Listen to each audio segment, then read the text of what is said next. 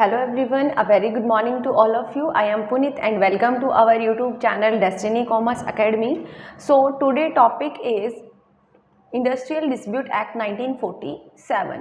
सो आज हम इस एक्ट के बारे में डिटेल से स्टडी करेंगे। इंडस्ट्रियल डिस्प्यूट एक्ट क्या होता है, क्यों बनाया गया है, पर्टिकुलरली क्या ऑब्जेक्टिव रहते हैं इंडस्ट्रियल डिस्प्यूट एक्ट के।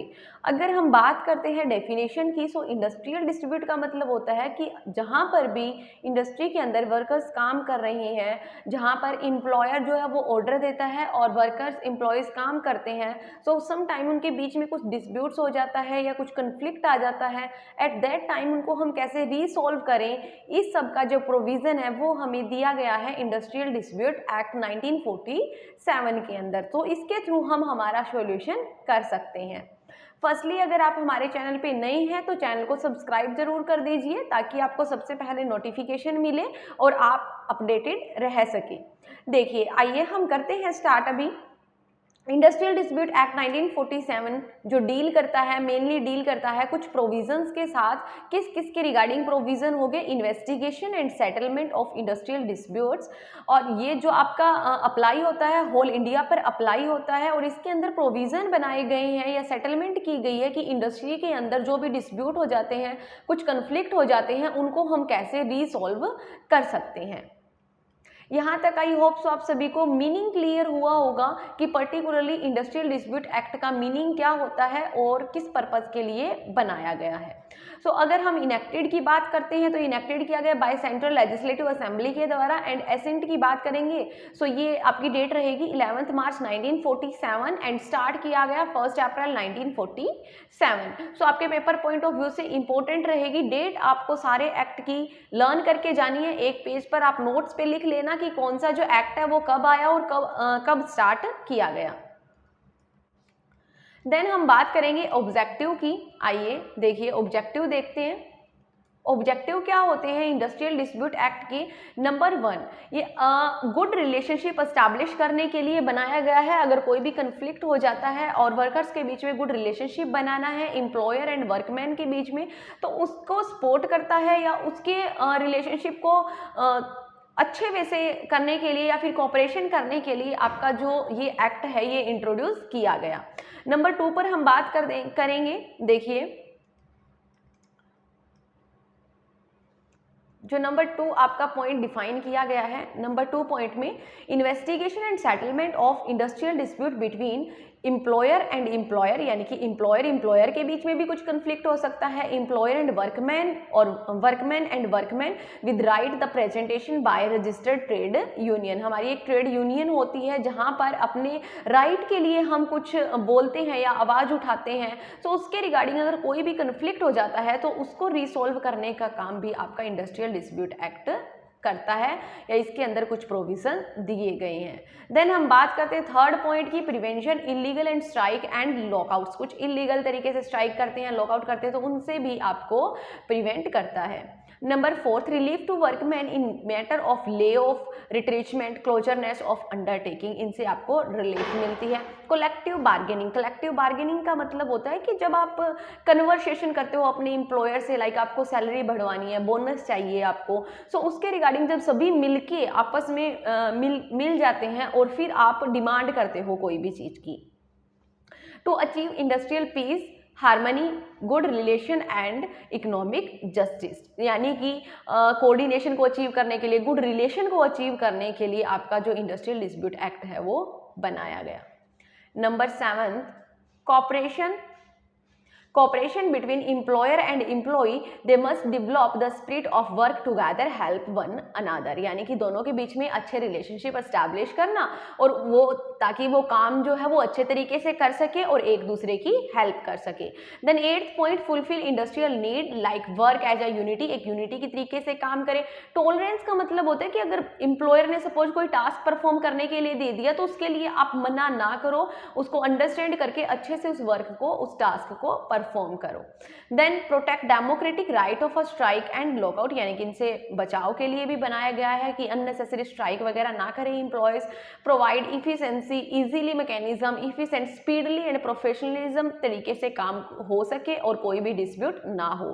3 मशीनरीज यहाँ पे बताई गई है जो कि हम आगे डिटेल से पढ़ेंगे। यहाँ पे सिर्फ आप नेम मेंशन कर लीजिएगा, जैसे कि कंसोलिएशन एंड एडजुडिकेशन, वॉलेंट्री आर्बिट्रेशन। आगे पढ़ेंगे हम इसको।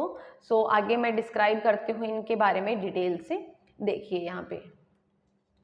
यहाँ पे हम बात करते हैं सेटलमेंट ऑफ डिस्प्यूट्स। अब अगर मान लीजिए इंडस्ट्री के अंदर वर्कर्स काम कर रहे हैं और उनके बीच में कोई भी डिस्प्यूट हो जाता है, सो उनको सेटलमेंट किस तरीके से करते हो, किस तरीके से आप उनको सोल्व कर सकते हो, या फिर क्या क्या आपके मेथड्स है जहाँ से आप कन्फ्लिक्ट को सोल्व कर पाओगे।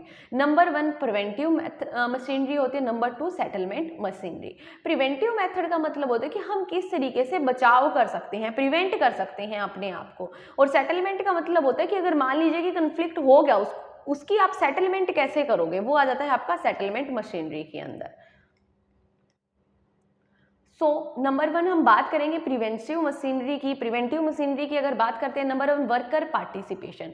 सो अगर हम फर्स्ट पॉइंट को डिस्क्राइब करते हैं वर्कर पार्टिसिपेशन, सो इसका बेसिकली मतलब हुआ कोई भी डिसीजन अगर आपको लेना है तो वहां पर आप वर्कर्स का इनरोल कीजिए, उनका पार्टिसिपेशन कीजिए, क्योंकि अगर वर्कर्स का पार्टिसिपेशन होगा सो वर्कर्स उस काम को अच्छे तरीके से करेंगे। वो इस तरीके से नहीं करेंगे कि आपने उनको काम थोपा है, वो इस तरीके से करेंगे कि हमने ही डिसीजन लिया है, हमारा इन्वॉल्वमेंट हुआ है, हमारा डिसीजन है, तो हम अच्छे तरीके से काम को परफॉर्म करेंगे। सो बेसिकली ये एक तरीका होता है कन्फ्लिक्ट को दूर करने का, या फिर कोई भी डिस्प्यूट ना हो इंडस्ट्री के अंदर। इसलिए ज़रूरी है कि आप वर्कर का पार्टिसिपेशन ज़रूर करवाइए कोई भी डिसीजन लेते टाइम। Number 2 collective bargaining. कोई प्रॉब्लम आती है तो आप अपनी आवाज़ उठा सकते हैं, आप कंबाइन होकर बोल सकते हैं, आपको बोनस चाहिए, आपके प्रॉफिट इंक्रीज होना चाहिए, या जो भी आपकी प्रॉब्लम, आपका इन्वायरमेंट सही नहीं है, आपको इन्वायरमेंट कंडीशन सही चाहिए, तो उसके रिगार्डिंग होता है collective bargaining. Grievance procedure. Grievance का मतलब होता है समझौता करना, यानी कि कोई प्रॉब्लम हो जाती है तो आपसी आप बैठ के या फिर आपसी आप समझौते से उसको सॉल्व कर लेते हो एक प्रोसीजर के थ्रू। कोड ऑफ डिसिप्लिन, जो रूल एंड रेगुलेशन आपके इंडस्ट्री के अंदर बनाए हुए हैं उन्हीं रूल एंड रेगुलेशन को आप फॉलो कर रहे हो। Then standing order. Standing order का मतलब होता है, देखिए स्टैंडिंग ऑर्डर का बेसिकली मतलब होता है जो अथॉरिटी आपको, हाईएस्ट अथॉरिटी से जो ऑर्डर आपको मिला है उस ऑर्डर को आप फुलफिल कर रहे हो। ये नहीं है कि हाईएस्ट अथॉरिटी ने आपको कुछ ऑर्डर दे दिया और आप उसको फुलफिल नहीं कर रहे हो, तो कन्फ्लिक्ट होगा ही।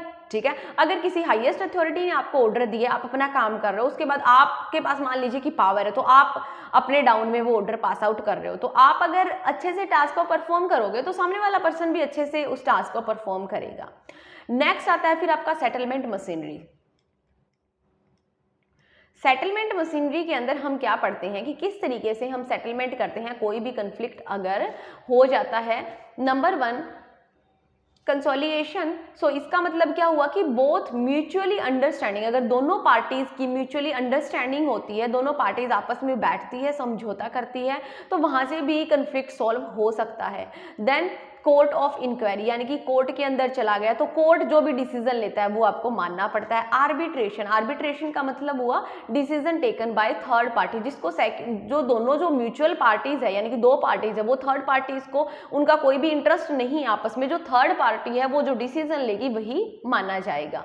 एडजुडिकेशन के अंदर फर्दर 3 पार्ट्स में डिवाइड किया गया है, labour court, industrial tribunal and national tribunal. जो इनका ऑर्डर होगा वही आपको मानना होगा जिसके भी रिगार्डिंग आपका कन्फ्लिक्ट हुआ है। देन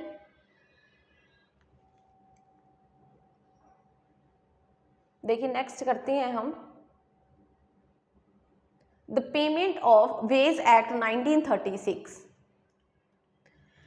कौन सा करेंगे अभी हम? The payment of wage act 1936। सो इसके अंदर आपको क्या बताया गया है कि जो वेजेस वर्कर्स को दी जाती है वो किस तरीके से दी जाएगी, किस पर्सन को कितनी ज़्यादा वेजेस दी जाएगी, कम वेजेस दी जाएगी। सो उसके रिगार्डिंग भी एक एक्ट बनाया गया है, क्योंकि वर्कर्स से कई बार ज़्यादा काम करवा लिया जाता था और उसको वेजेस इतनी नहीं मिल पाती थी। ओके, तो आप क्या करते थे? आप कुछ भी नहीं कर सकते, तो कुछ भी नहीं कर सकते थे। बट जो हमारा जो एक्ट आया है पेमेंट ऑफ वेजेस एक्ट 1936, इसके अकॉर्डिंग आप केस फाइल कर सकते हो कि आपने जो काम है वो कितने घंटे किया है, उसके अकॉर्डिंग आपको कितनी सैलरी मिली है, कितनी सैलरी मिलनी चाहिए। गवर्नमेंट जो है वो एक रेट डिसाइड कर देती है कि आपको इससे कम सैलरी कोई नहीं दे सकता, अगर कोई देता है तो आप उसके ऊपर केस फाइल कर सकते हो। सो इसी चीज़ों के रिगार्डिंग एक्ट बनाया गया आपका payment of wages act 1936। Payment के अंदर आप इंक्लूड करोगे करंट कैश, आइदर कॉइन और नोट्स की फॉर्म में हो सकता है। ओके, नेक्स्ट देखिए, employer of each employer working in such commercial और अदर फैसिलिटी, यानी कि जो वर्कर है वो काम कर रहा है, उसके बदले में कोई भी वर्क किया, कोई भी टास्क परफॉर्म किया, उसके बदले में जब उसको सैलरी दी जाती है, उसको चेक की फॉर्म में आप दे सकते हो, आप कॉइन्स की फॉर्म में दे सकते हो, वो आप किसी भी फॉर्म में दे सकते हो। अल्टीमेटली आपने काम किया है, उसके बदले में आपको वेजेस मिल रही है। नेक्स्ट देखिए फिर आप एसेंट 23 अप्रैल 1936 को एसेंट मिली और कम इनटू अ फोर्स में कब आए 28 मार्च 1937 एंड एप्लीकेबल होता है होल ऑफ इंडिया। ये सब बातें आपको ध्यान रखनी है, इंपॉर्टेंट कंसेप्ट रहेगा ये आपका, और एमसीक्यू क्वेश्चन इसमें से पूछा जा सकता है। नेक्स्ट देखिए, next appropriate government power to make rule, यानी कि जो किसके पास क्या पावर होती है रूल बनाने की। सो गवर्नमेंट के अकॉर्डिंग आपको दो पार्ट्स में डिवाइड किया गया है, number 1 central government and number 2 state government. अगर हम सेंट्रल गवर्नमेंट की बात करते हैं तो ये रूल बनाते हैं in relation to railway, air transport services, mine and oil field, और अदर जो फील्ड रह गए वो बनाती है आपकी स्टेट गवर्नमेंट। देन नेक्स्ट, अब हम बात करेंगे कुछ फीचर्स की बात करते हैं कि क्या क्या फीचर्स होते हैं पेमेंट ऑफ वेज एक्ट जो हम पढ़ रहे हैं। सो अगर हम फीचर्स की बात करेंगे, जो ये एक्ट है ये अप्लाई होता है एम्प्लॉयमेंट पे, यानी कि जो भी आपने काम किया है उसके बदले में आपको सैलरी मिल रही है, और ये डिस्क्राइब किया गया, इसके जो रूल बनाते हैं स्टेट एंड सेंट्रल लेवल पे बनाए जाते हैं, डिसाइड की जाती है कि कितनी आपकी मिनिमम वेजेस होनी चाहिए। अगर कोई भी पर्सन अगर आपको उस मिनिमम वेजेस से कम पे कर रहा है तो आप उसके ऊपर केस फाइल कर सकते हो।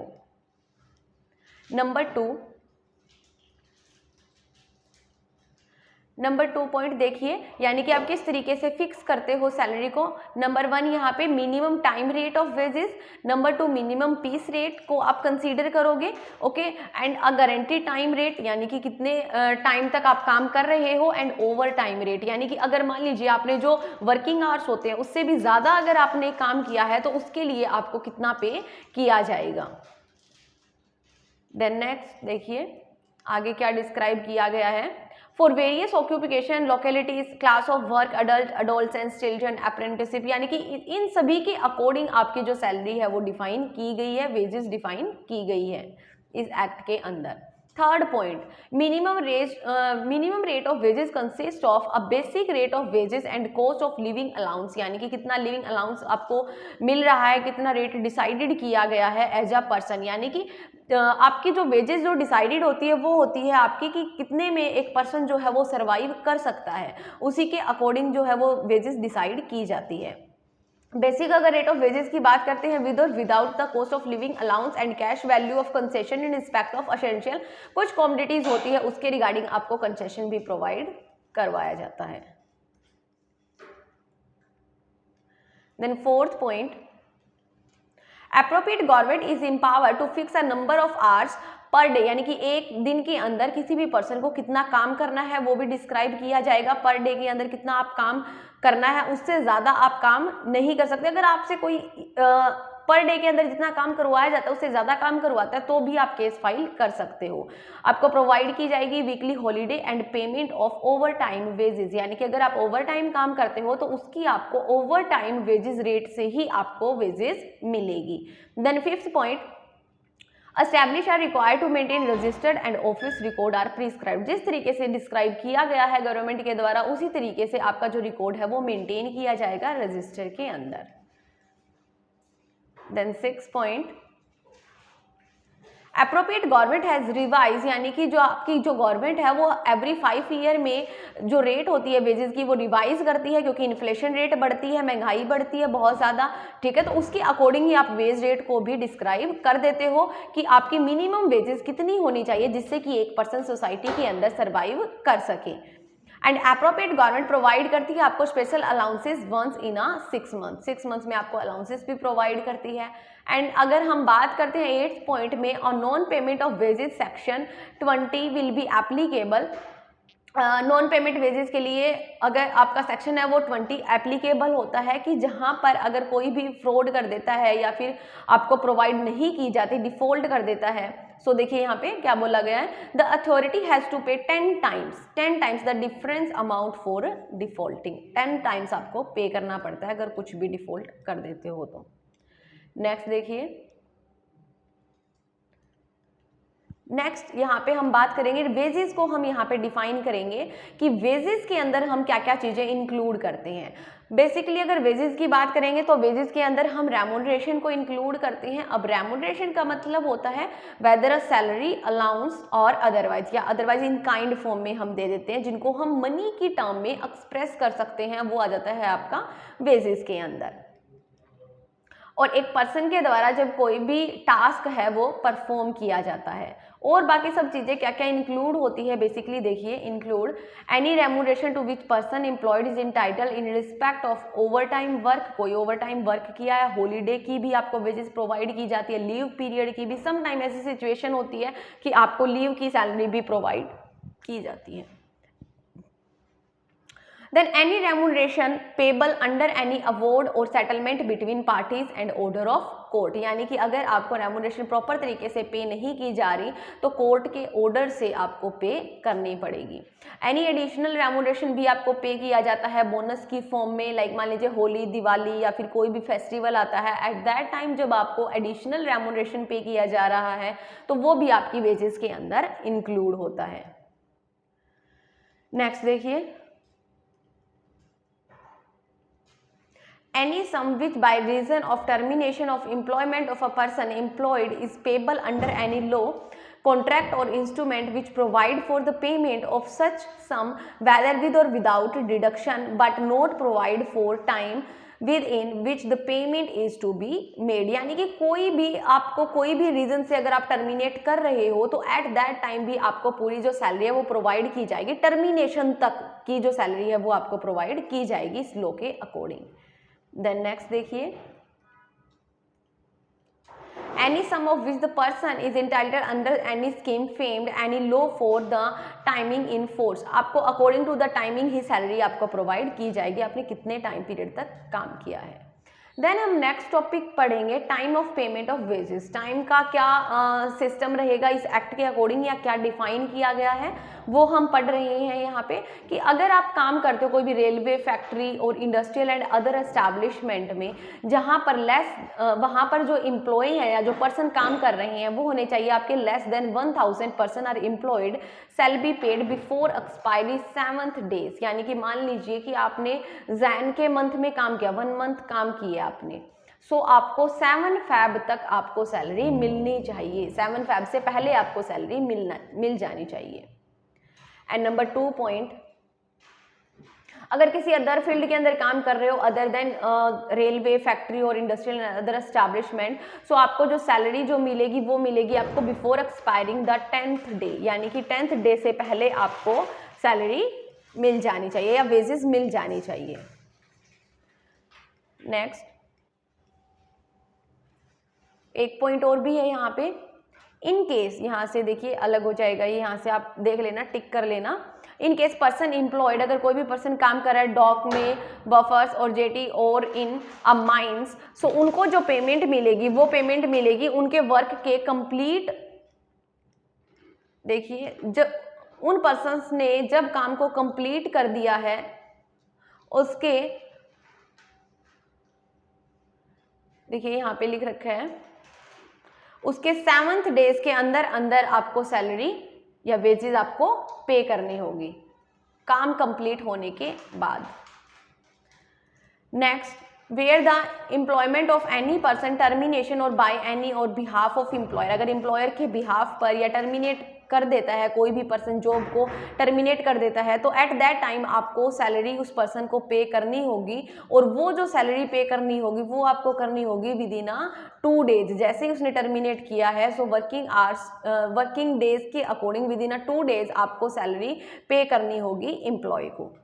ओके, सो ये आज हमने 2 एक्ट के बारे में डिस्कस किया है कि हमने कौन कौन से एक्ट पढ़े हैं। एक हमने पढ़ा है इंडस्ट्रियल डिस्प्यूट एक्ट एंड एक हमने पढ़ा है the payment wage act. Hope so आप सभी को ये लेक्चर पसंद आया होगा, और लेक्चर आपको कैसा लगा कमेंट करके ज़रूर बताएं, शेयर ज़रूर कीजिए ज़्यादा से ज़्यादा, ताकि और सारे आपके बाकी फ्रेंड्स भी लेक्चर को देख सके और वीडियोज़ का बेनिफिट ले सके। Thank you everyone.